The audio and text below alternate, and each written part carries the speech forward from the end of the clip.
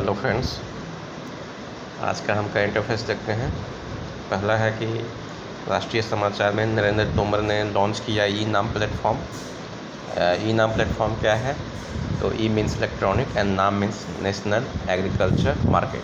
तो देखते हैं कि बेंगलुरु कर्नाटक में राज्य कृषि और बागवानी मंत्रियों के सम्मेलन की पूर्व संध्या पर केंद्रीय कृषि मंत्री और किसान कल्याण मंत्री श्री नरेंद्र सिंह तोमर ने राष्ट्रीय कृषि बाजार ई नाम ENAM के तहत platform of platforms POP platforms of platform क्या है? तो एक ऐप का नाम है का अनावरण किया। कुल 1018 किसान उत्पादक संगठनों यानी FPO मतलब फार्मर प्रोड्यूसर ऑर्गेनाइजेशन को 37 करोड़ रुपए से अधिक का इक्विटी अनुदान मिला, जिससे 3.5 लाख किसानों को मदद मिलेगी। कितने किसानों को? तो 3.5 लाख किसानों को मदद मिलेगी। उसके बाद देखते हैं कि केंद्रीय कृषि किसान कल्याण मंत्री कौन है? तो श्री नरेंद्र सिंह तोमर। कर्नाटक के मुख्यमंत्री कौन है? तो श्री बसवराज बोम्मई। केंद्रीय रसायन व उर्वरक मंत्री कौन है? तो मनसुख मंडाविया। केंद्रीय कृषि और कल्याण राज्य मंत्री कौन है? तो श्री शोभा करंडलाजे और श्री कैलाश चौधरी। नेक्स्ट है राज्य समाचार में है कि मुख्यमंत्री ने उत्तराखंड पुलिस ऐप तथा EFIR सेवा का शुभारंभ किया। तो देखते हैं क्या है।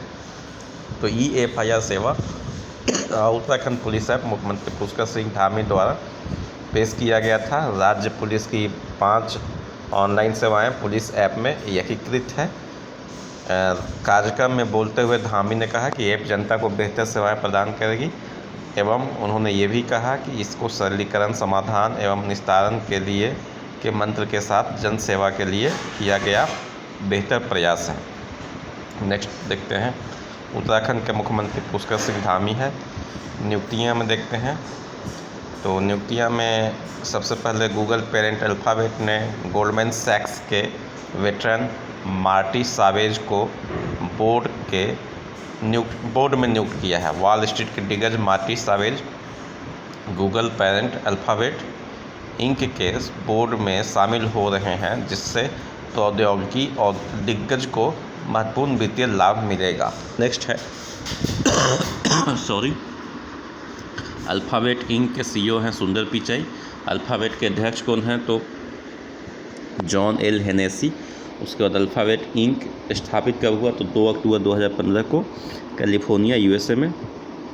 उसके बाद आगे देखते हैं कि RIL means Reliance India limited ने भारतीय एथलेटिक्स महासंघ के साथ साझेदारी की। रिलायंस इंडस्ट्रीज लिमिटेड और एथलेटिक फेडरेशन ऑफ इंडिया ने भारत में एथलेटिक्स की समग्र विकास को सक्षम बनाने के लिए दीर्घकालिक साझेदारी की है। साझेदारी का उद्देश्य देश भर से भारतीय एथलीटों की खोज, पोषण और विकास करना है।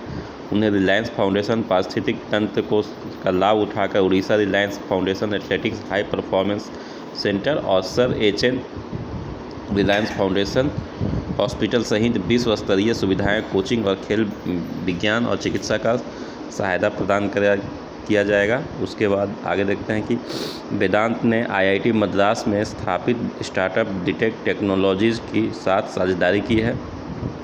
नेक्स्ट है इम्पोर्टेंट वेदांत समूह के CEO हैं श्री सुनील दुग्गल। उसके बाद 6ठे नंबर का जो हमारा क्विज करंट अफेयर्स है वो ये है कि जून में व्यापार घाटा बढ़कर 26.1 अरब डॉलर पहुंचा, 26.1 अरब डॉलर हुआ। तो वाणिज्य मंत्रालय द्वारा महीना के लिए आयात निर्यात दोनों के आंकड़ों को संशोधित करने के बाद भारत का व्यापारिक घाटा जून में रिकॉर्ड 26.18 बिलियन डॉलर तक पहुंच गया, जो सरकार के पहले के अनुमान 25.63 बिलियन से अधिक था। आगे देखते हैं केंद्र, राज्य और केंद्रीय कर लेवी छूट कार्यक्रम का विस्तार किया। नेक्स्ट है भारतीय एयरटेल ने गूगल के $1 बिलियन में 1.2% इक्विटी शेयर आवंटित किए हैं। नेक्स्ट है इम्पॉर्टेंट टॉपिक है, वह है दिया मिर्जा और अफरोज़ शाह महाराष्ट्र सरकार द्वारा मदर तेरेसा मेमोरियल अवार्ड से सम्मानित किया गया है। तो संयुक्त राष्ट्र पर्यावरण कार्यक्रम UNEP की राष्ट्रीय सद्भावना राजदूत श्री दिया मिर्जा और पर्यावरण कार्यकर्ता श्री अफरोज़ शाह को सामाजिक न्याय 2021 के लिए प्रतिष्ठित मदर तेरेसा मेमोरियल अवार्ड से सम्मानित किया गया है। यह पुरस्कार महाराष्ट्र के राज्यपाल माननीय श्री भगत सिंह कोश्यारी द्वारा राज्य भवन मुंबई में दिया गया है। दोनों को पर्यावरणीय स्थिरता में उनकी सराहनीय और उल्लेखनीय उपलब्धि के लिए सम्मानित किया गया है। नेक्स्ट देखें, जापान ने मरणोपरांत पूर्व प्रधानमंत्री शिंजो आबे को दिया देश का सर्वोच्च सम्मान। देश का सर्वोच्च सम्मान का नाम क्या है? तो the Collar of the Supreme Order of the Chrysanthemum है, उससे सम्मानित किया गया है। शिंजो आबे युद्ध के बाद के संविधान के तहत सम्मान पाने वाले चौथे पूर्व प्रधानमंत्री होंगे। उनसे पहले पूर्व प्रधानमंत्रियों में शिगेरू योशिदा, इसाकू सातो और यासुहिरो नाकासोन को सम्मान से सम्मानित किया गया है। उसके बाद BCCI अध्यक्ष सौरव गांगुली को ब्रिटिश सांसद ने किया सम्मानित। भारत के पूर्व कप्तान और वर्तमान BCCI अध्यक्ष सौरव गांगुली को ब्रिटिश सांसद द्वारा सम्मानित किया गया। भारतीय क्रिकेट के दिग्गज को उसी तारीख 13 जुलाई को सम्मानित किया गया जब उन्होंने 2002 में भारत को नेटवेस्ट ट्रॉफी दिलाई थी और ठीक 20 साल पहले उसी दिन उन्हें उसी शहर में सम्मानित किया गया है। उसके बाद उन्हें 2019 में BCCI के अध्यक्ष के पद पर चुना गया था। नेक्स्ट है कि केरला में पाया गया भारत का पहला मंकी पॉक्स मामला। तो संयुक्त अरब अमीरात से UAE से लौटा केरल में एक व्यक्ति को मंकी पॉक्स के लक्षण दिखे हैं। उसके नमूने पुणे के नेशनल वायरोलॉजी इंस्टीट्यूट भेजे गए हैं जिसमें बीमारी की पुष्टि हुई है। यह पहली बार 1958 में बंदरों में पाया गया वायरस है जिसे मंकी पॉक्स वायरस कह रहे हैं। WHO के अनुसार मंकी पॉक्स एक वायरल जूनोसिस जानवरों में से मनुष्यों में प्रसारित होने वाला वायरस है जिसमें चेचक के रोगियों में अतीत में देखे गए लक्षणों के समान लक्षण होते हैं। हालांकि यह चिकित्सीय रूप से कम गंभीर है। यह आमतौर पर 2 से 4 सप्ताह तक चलने वाले लक्षणों के साथ एक सेल्फ लिमिटेड बीमारी है।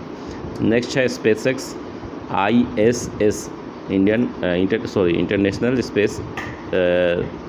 इंटरनेशनल स्पेस के लिए कार्गो ड्रैगन आपूर्ति मिशन का शुभारंभ। तो SpaceX कार्गो ड्रैगन अंतरिक्ष यान पर एक हाइड्रोजन रिसाव के कारण अंतर्राष्ट्रीय यान के प्रक्षेपण में 1 महीने से अधिक की देरी हुई। अंतरिक्ष यान अब अंतर्राष्ट्रीय अंतरिक्ष स्टेशन इंटरनेशनल स्पेस स्टेशन की ओर बढ़ रहा है। टेक ऑफ के 7.5 मिनट बाद फाल्कन 9 पहला चरण अटलांटिक महासागर में एक ड्रोन शिप पर उतरा। उसके बाद देखेंगे टूर्कसैट 5B संचार उपग्रह के साथ साथ नासा के क्रू 4 CRS-22 मिशनों को सफलतापूर्ण लॉन्च किया गया है। नेक्स्ट है महत्वपूर्ण तिथियां में है विश्व युवा कौशल दिवस 2022 15 जुलाई को मनाया गया है। ये युवाओं को रोजगार, अच्छे काम और उद्यमिता के लिए कौशल से लैस करने के रणनीतिक महत्व पर केंद्रित है। इसका थीम जो है वो है भविष्य के लिए युवा कौशल में बदलाव है। उसके बाद नेक्स्ट देखते हैं कि अनुराग ठाकुर द्वारा प्रचारित किया जा रहा स्वराज नामक नई टेलीविज़न श्रृंखला, तो ये किस पर लॉन्च होगा? तो दूरदर्शन इस सीरीज का प्रसारण 14 अगस्त 2022 से शुरू करेगा। 75 एपिसोड के नाटक में मुक्ति योद्धाओं एवं स्वतंत्रता आंदोलन के गुमनाम नायकों के योगदान पर प्रकाश डाला जाएगा। आकाशवाणी भी इस कार्यक्रम का प्रसारण करेगा। तो आज का मेन पॉइंट क्या है कि अनुराग ठाकुर ने स्वराज नामक टेलीविज़न श्रृंखला का उद्घाटन किया। उसके बाद विश्व युवा कौशल दिवस वर्ल्ड यूथ स्किल डे 15 जुलाई को, जिसका मेन थीम क्या था? तो भविष्य के लिए युवा कौशल में बदलाव। नेक्स्ट क्या है? तो देखें कि SpaceX ने INS के लिए कार्गो ड्रैगन आपूर्ति मिशन का शुभारंभ किया। नेक्स्ट हमने क्या देखा कि केरला में मंकी पॉक्स का पहला वायरस का पहला मामला आया। उसके पहले हमने देखा कि बीसीसीआई अध्यक्ष सौरव गांगुली को ब्रिटिश संसद ने सम्मानित किया। उसके पहले हमने देखा कि जापान के मरणोपरांत पूर्व प्रधानमंत्री शिंजो आबे को जापान का सर्वश्रेष्ठ सम्मान दिया गया। उसके पहले हमने देखा कि दिया मिर्जा और अफरोज शाह महाराष्ट्र सरकार द्वारा मदर टेरेसा मेमोरियल अवार्ड से सम्मानित किए गए। उसके पहले हमने देखा कि भारतीय एयरटेल ने गूगल को $1 बिलियन में 1.2% इक्विटी शेयर आवंटित किए हैं। उसके पहले हमने देखा केंद्र और राज्य कर और लेवी कार्यक्रम का विस्तार किया गया है। उसके पहले देखा कि जो जून का व्यापार घाटा है वो सबसे ज़्यादा हो गया है, $26.1 अरब। वेदांत ने IIT मद्रास में स्थापित स्टार्टअप डिटेक्ट टेक्नोलॉजीज़ के साथ साझेदारी किया है। उसके पहले हमने ये देखा कि रिलायंस इंडिया लिमिटेड के साथ भारतीय एथलेटिक्स महासंघ के साझेदारी। पहले क्या है तो गूगल पेंट अल्फ़ाबेट ने गोल्डमैन सैक्स के वेटरन मार्टी सावेज को बोर्ड में नियुक्त किया गया है। उसके बाद हमने देखा कि मुख्यमंत्री ने उत्तराखंड पुलिस ऐप का और EFIR ऐप का शुभारंभ किया है। उसके बाद हमने देखा कि नरेंद्र सिंह तोमर जो है वो केंद्रीय एग्रीकल्चर मिनिस्टर हैं, तो उन्होंने ई नाम का प्लेटफॉर्म लॉन्च किया है। Thank you.